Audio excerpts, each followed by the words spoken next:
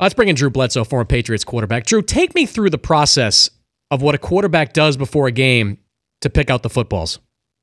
It's pretty simple. You grab a bunch of footballs and you just hold on to them and throw them around a little bit, and you pick the ones you like. And if there's some that aren't right, either get them fixed or throw them out. And it's really just that simple. I think we usually did it like on Saturday, and then I never saw the balls until they were on the field, and never really gave it much thought. Did you have a preference on whether you liked the ball maybe a little more inflated or a little bit less inflated? Usually a little more inflated, I guess. I don't know. I didn't give it a whole ton of thought, to be honest with you. It was just, and that's why this story is so friggin' crazy to me, because it's just, I think it's kind of a non-story. I don't get the fascination with it, and the fact that it's being equated with the Ray Rice situation and the Adrian Peterson deal and some of those things is just ludicrous to me. I just don't get the fascination with it. It's really just kind of silly to me. Do you believe if this was happening to a different team, that it would not be this type of discussion? Absolutely. And there are two factors there. Number one, quite simply, you look at college programs. No college gets sanctioned after they win 3 games, right? It's only the programs that are really successful that draw the scrutiny, and the Patriots have been so successful for so long that they're under a different level of scrutiny. And then there's also been the previous allegations against them, and so that's the combination of those two things makes it a much bigger story than it would be if it was any other organization. What do you make of guys like Troy Aikman and Mark Brunell suggesting that Brady absolutely had to know if his ball was under the limit? I don't know, man. Look. Start with there are two things that I'll say. Number one, I know Tom, and he's a man of character, and he works his butt off, and is not a guy that's going to try and cheat. I mean, I just know him. I know him too well, and that's not something he's going to do. But the second thing is this, and you got to check your assumptions, whatever you're looking at, whether it's business or life. You got to check the assumptions, right? So let's look at this situation. You got Bill Belichick, who, whether you love him or hate him, everybody's going to agree he's a very smart man, right? You got Tom Brady, who's, love him or hate him, is a smart guy. You've got an organization that's headed by one of the great guys in all of sports, in Robert Kraft, who's a brilliant man, and they all have great advisors. So if you take those assumptions, then go look at it. Why would they lie? You look at it. There's no benefit to going on TV with all the scrutiny around this and saying we didn't do it, because if you did do it, all you got to do is say, yeah, you know what, I told him to underinflate the footballs. My fault. I won't do it again. What's the fine? And you move on, and it's over. And it's over, right? If they did it, they just admit it, and it's over.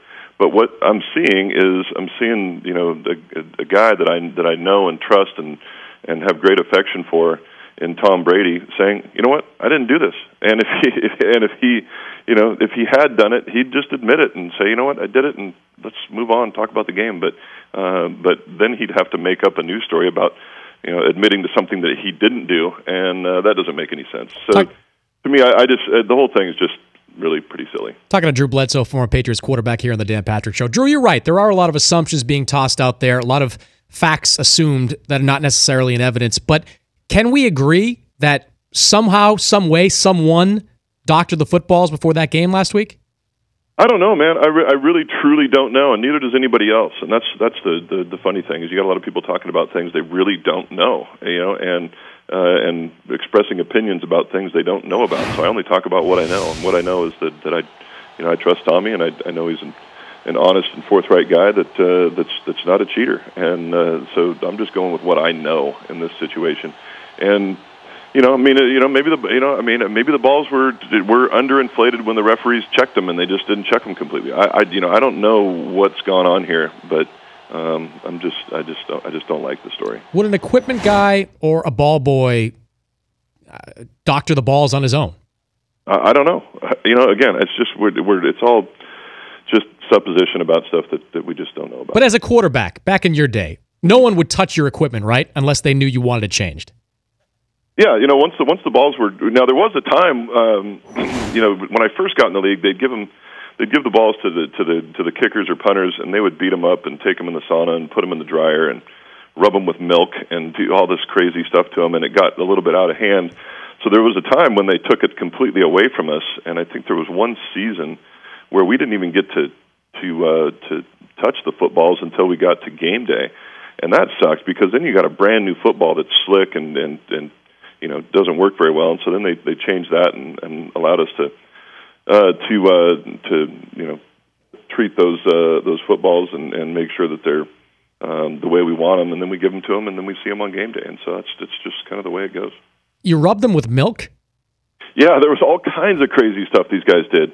Now, one time, I think it was a preseason when Matt Barr and Adam Vinatieri were both still on the team. It was before Vinatieri won the job, and they went and put the balls in the dryer, and you know, which kind of beats them up and gets them ready. Well, I think then they started playing cards because that's what kickers do during the day while everybody else is working, right?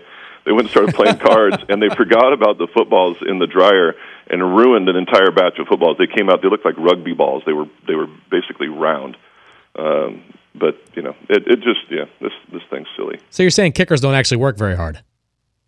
They're just kickers, man. They show up and kick the ball. If they do it well, then great. And if they don't, then somebody else comes and does it. But they don't. It's not like they have to go meet. You know, I think the coaches that I was with always required the kickers to at least be in the facility all day. But I know that there's some places where these kickers can come for the morning meeting and then take off until practice. You know, they're just kickers. They're a different animal. Do kickers shower after games? You know, do they get sweaty enough for that? I think Vinatieri always kind of had to make sure that he looked right. So he would always shower and get himself cleaned up. But some of them, it certainly wasn't necessary. They'd come out to practice in flip flops. And we actually had one punter, and I'll leave his name out of it because I don't want to implicate him. But there was one punter that we had with the Patriots he was a day trader also. So he would put his cell phone in his extra shoe, and then during practice he would go hide behind the porta potty and make phone calls and make day trades during practice. You know we're going to be looking up all the punters you played with, right? Yeah, you'll probably figure out who it was. It wasn't Tom Tupa. How about that? It was not Tupa. He didn't do that. He actually had to come into meetings because he was our third quarterback. Talking to Drew Bledsoe, former Patriots quarterback here on the Dan Patrick Show. It's a pick'em game, Drew, and eventually we're going to wind up talking about that. How do you see this game playing out? You know, I that's exactly how I see it, man. It's a pick'em game. I see this game being close in the fourth quarter, and I think if I had to predict what's going to happen, it's going to be close in the fourth quarter, and then one of these remarkable athletes, a Rob Gronkowski on the Patriots side, or a Marshawn Lynch on the Seahawks side, they're going to do something in the fourth quarter. One of those guys is going to make a defining play and put their team over the top to actually win the football game. How many rings does Tom Brady owe you? All of them. And I think the way I see it, had I not gotten hurt, the Patriots would probably have 7 or 8 rings by now. Tom was just carrying my water back in the day. Thankfully, he learned a lot. I taught him pretty much everything he knows, and so he's gone on to great heights. Did you haze Tom Brady? We did, man.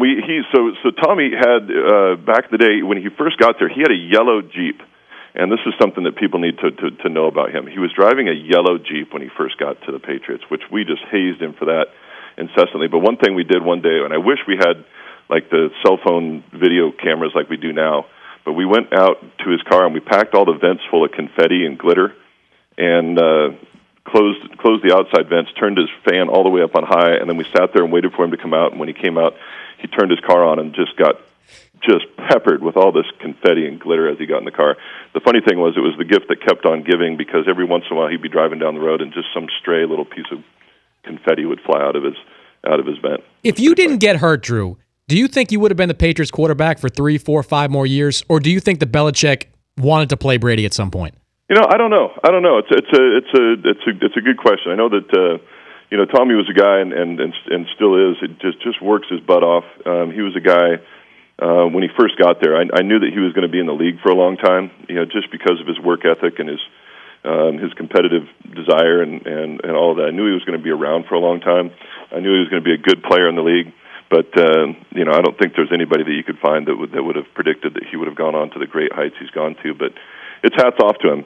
My hat is off to Tommy for the work he's put in and the way he's done it, and he really has conducted himself with such just impeccable class all the way through his entire career, and it makes it easy for me to cheer for him, even though the guy took my job. You ever seen Brady wear the same outfit twice at a press conference?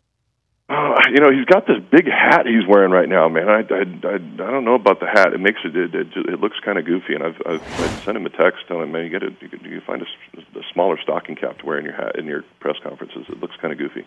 Good to visit with you, Drew. Appreciate the time, and best of luck along the way. Hey, thanks a lot, guys.